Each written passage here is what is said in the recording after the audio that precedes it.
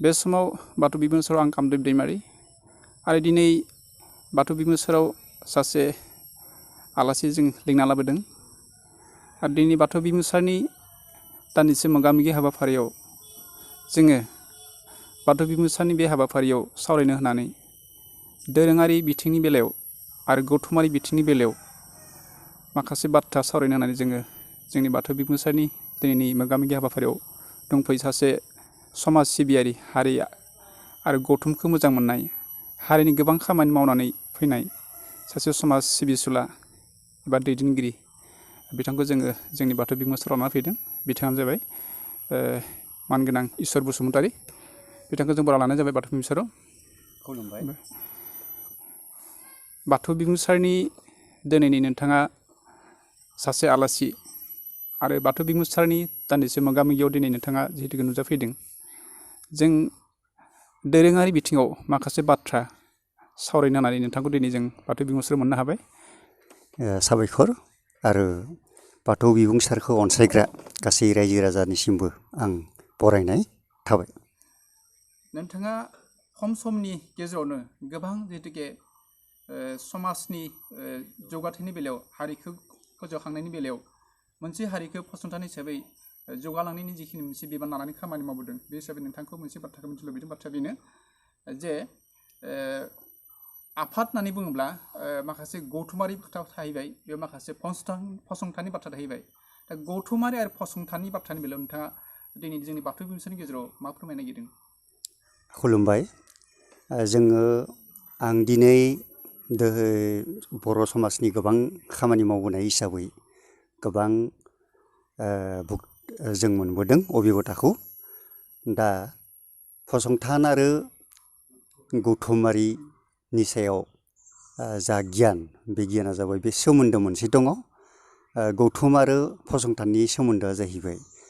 जोंनि दैदेनगिरिफोरा गौथुमनि खामानि जेला मावोब्ला गावनि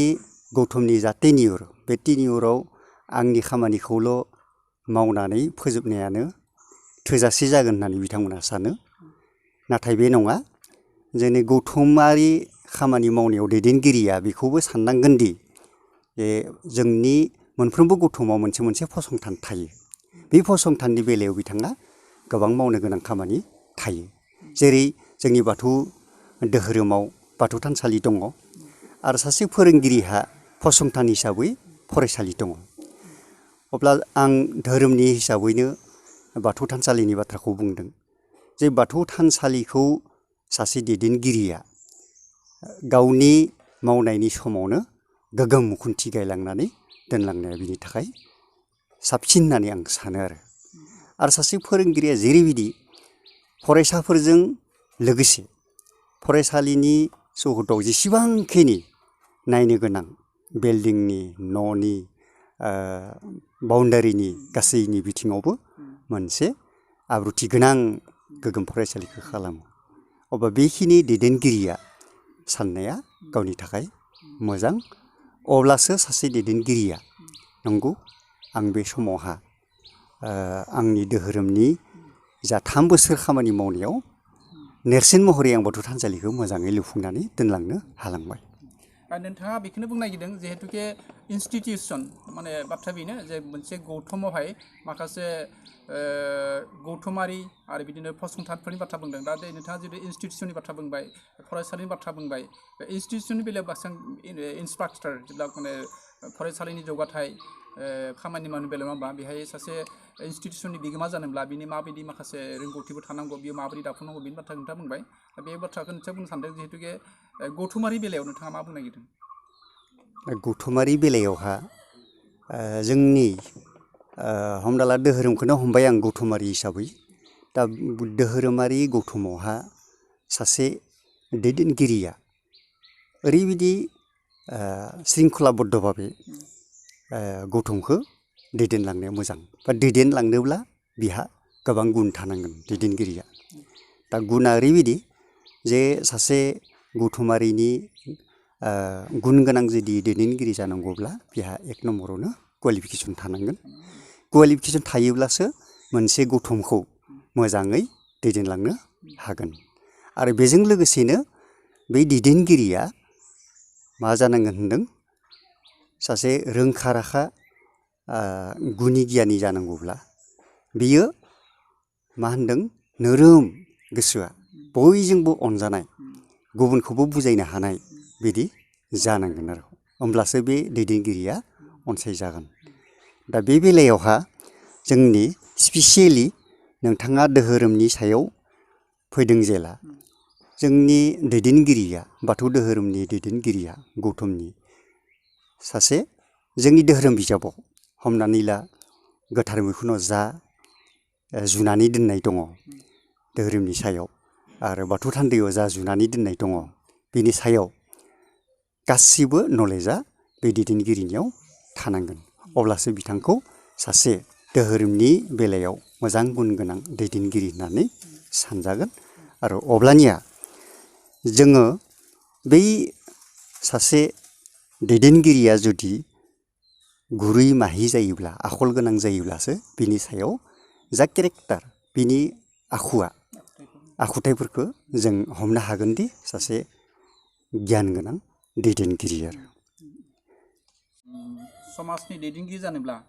बियो थारैनो समाजजों गनायजाथाव गुन निश्चय थानांगोन बेनियाव आरो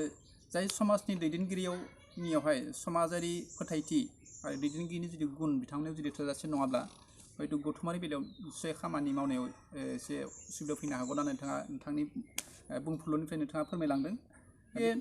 फसंथान नङा होमबा फसंथानावहाय माखासेफोर जेनेबा बाथौ धोरोमनि बेलायाव आं बुंनो थांदों जे बाथौ धोरोम होनना बुंनाय लोगो फसंथान बुंनाय लोगो बेहाय धोरोमनि थानसालिफोरनि बाथ्रा हाबना थाहैबाय धोरोमनि थानसालिनि जौगाथायनि माखासे बाथ्रा हाबना थाहैबाय दा बेहाय बे फसंथानफ्रावहाय फसंथानफोरखौ जौगाहोनायनि बेलायावहाय धोरोम आफादफ्रा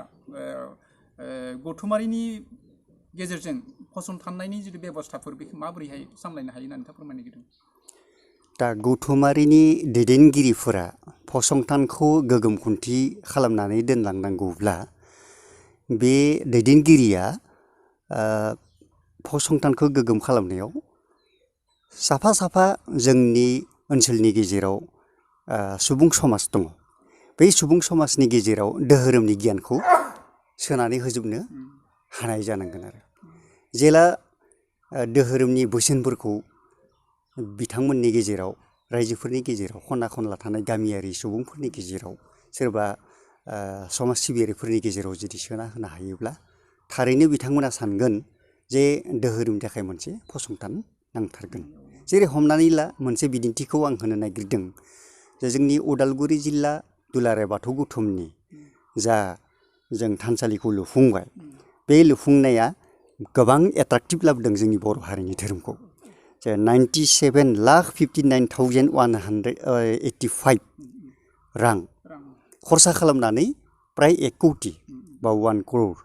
बेखौ खरसा खालामनानै जोंनि उदालगुरि जिल्लाया लुफुंदों। जोंनि मोजां दैदेनगिरि होनना बुङोब्ला बै जागायजेननाय समनिफ्राय रुंसारि जालांनाय जा बुदावला दैमारि सार सलेन दैमारि सार नेहाथारि बिथांमोना गोबां दुखु खस्थ' खालामनानै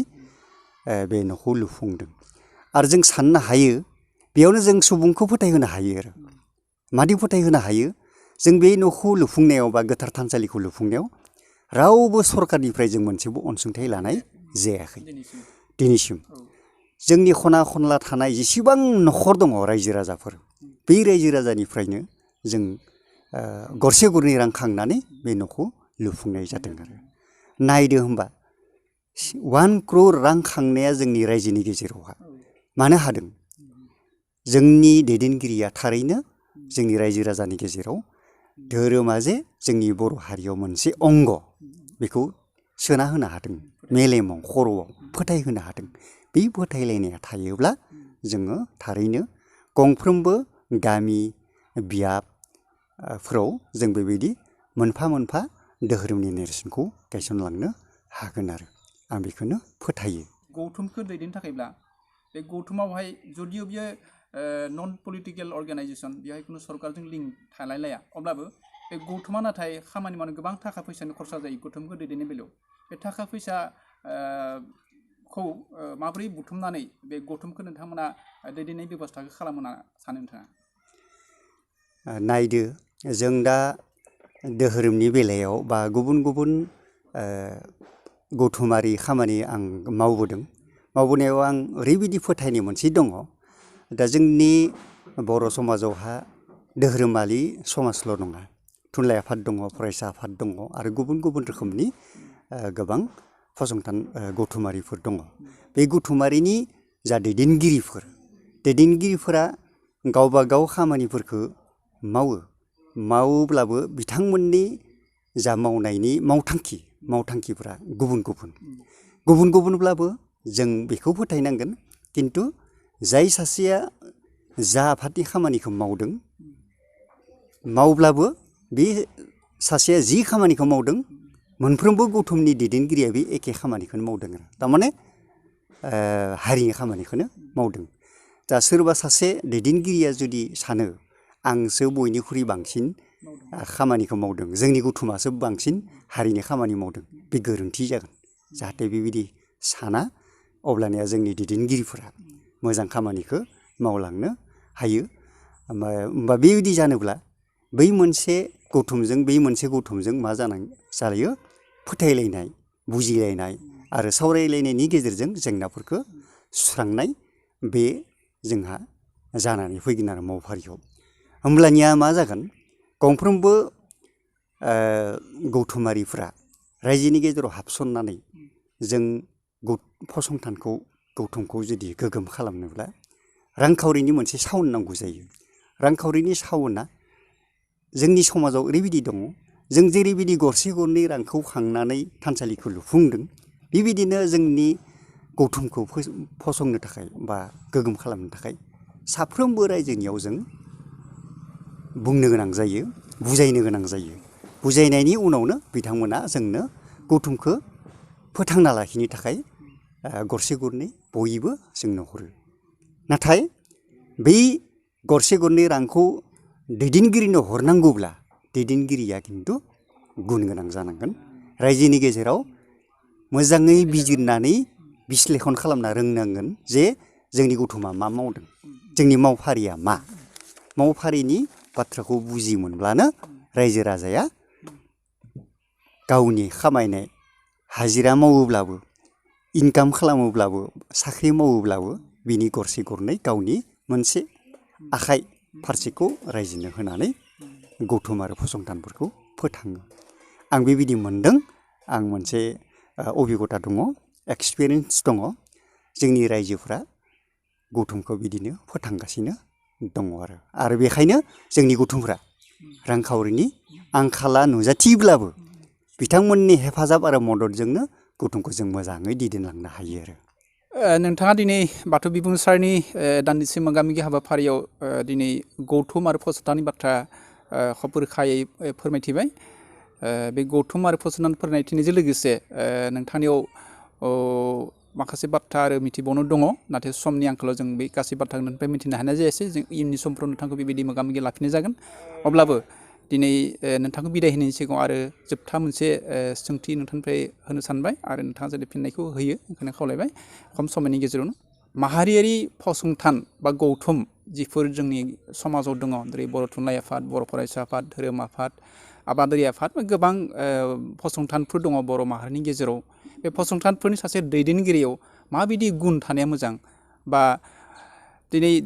बाथौ बिबुंसारा धोरोम आफादनि मोनसे फोरसौ बिजों हिसाबै धोरोमनि बाथ्राखौ नोंथांनियाव एसे सोंनो सानबाय जे बाथौ धोरोमनि बोसोनाव मोनसे बाथ्रा बुंनाय दं जे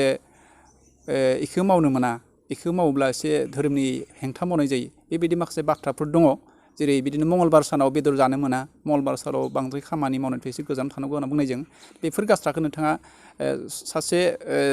दैदेनगिरिनियाव माबायदि गुन गोनां दैदेनगिरि जानांगौ आरो धोरोमनि बोसोनखौ जुदि लाखिनांगौब्ला धोरोमखौ जुदि मुलुगनां धोरोम खालामनांगौब्ला बेयो माबायदि मानसिफोरनि गेजेराव सिबिनाय आखु थानांगौ होननानै नोंथाङा बुंनाय साबायखर थाबाय सोंथिनि थाखाय दिनै जोङो धोरोम बिजाबाव थानाय जा धोरोमनि बोसोन बे बोसोनखौ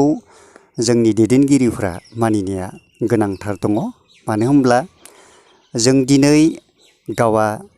धोरोमनि बोसोनखौ गुबुननि सिगाङाव रायजो राजानि गेजेराव मावनो मोना खालामनो मोना होननानै बुङो खिन्थु गावा मावबाय थायोब्ला बे अपराध जागोन मानो होनब्ला दिनै गोथार मंगलबार सानाव जों इसोरखौ सिबिनो थाखाय बाथौ थानसालियाव सप्तायाव खनसे बयबो ज' जानानै इसोरखौ सिबिनो थाखाय जों ओंखारलांनांगौ आरो सिबिनांगौ। बेनि गेजेरजोंनो जोंनो हारिनि आइ आफा बिदा फंबाय बिब' बिनानाव गासैखौबो खौसेथिखौ फोरमायनाय जायो। होमबा बे फोरमायनायनि गेजेरजों जोङो धोरोमनि बोसोनफोरखौ सावरायो। दा नायदो जोङो धोरोमसालियाव बयबो खौसेयै थानांगौब्ला मंगलबार सानखौ जों माखासे खामानिनिफ्राय गोजानाव थानांगोन। खामानि मावनायनिफ्राय जों गोजानाव थानांगोन आरो जों जुदि धोरोमसालियाव थांनांगौब्ला धोरोमखौ हुस्थ' मगजजों जुदि जोङो गोथार गोसोजों जुदि सिबिनो नांगौब्ला जों निरामिस जानांगोन। हमना ला जों ना बेदर जानायनिफ्राय गोजानाव थानांगोन। जों बेखौसो धोरोमनि बोसोन होननानै साननानै लानाय जादों आरो इसोरा बुङाखै मंगलबार सानाव ना बेदर जानाङा। इसोरा बुङाखै जे मंगलबार सानाव नोंथांमोना खामानि मावनो मोना, बेखौ बुङाखै। जों बोसोन हिसाबै मानिदों जे धोरोमसालियाव बयबो खौसेयै इसोरखौ सिबिनोब्ला जों दसे समब्लाबो बैयावहा जाया लोङा लासिनो जोङो इसोर सिबिनायाव मुखुब थानांगौ। थानांगौब्ला जों बैखालि जों खामानियाव जेबो खामानियाव मुखुब थानो मोननाय नङा, बेखौसो बुंनाय जादों। होमबा बे आसार खान्थिखौ निति नियमखौ जुदि दैदेनगिरिया जुदि गावा मावाब्लानो गुबुनखौल' बुंबाय थायोब्ला बे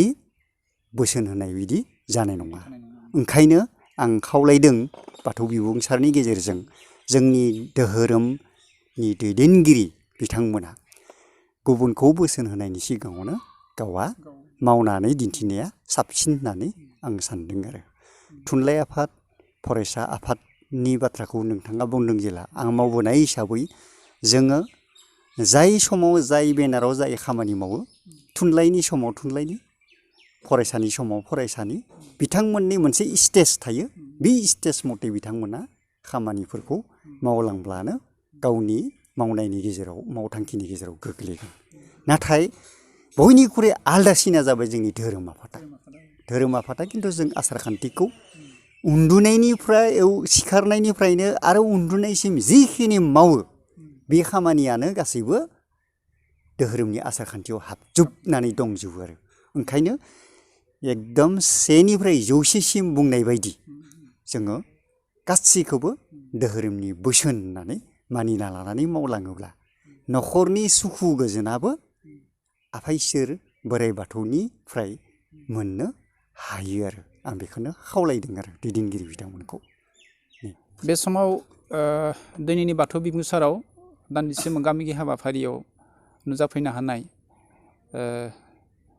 हारि आरो माहारिनि सासे समाज फोसाबनायनि थाखाय बिबान लानानै खामानि मावबोनाय समाज सिबियारि गेदेमा इसर बसुमतारी बिथाङा धोरोमनि आरो गौथुमफोरनि माखासे गौथुमारि आरो फसंथानफोरनि बाथ्रा फोसावनानै जोंनि बाथौ बिबुंसाराव दान्दिसे सम होनायनि थाखाय जों गेदेमा समाज सिबियारि हारि आरो अनफावरिनि बिबान लाना खामानि मावबोनाय बिथांनिसिम जोंनि बाथौ बिबुंसारनि जानाय अननाय आरो सिबिनायखौ बावहरनानै दिनैनि हाबाफारिखौ एसेनो थुंगेनाय जाबाय। गोजोन्थों।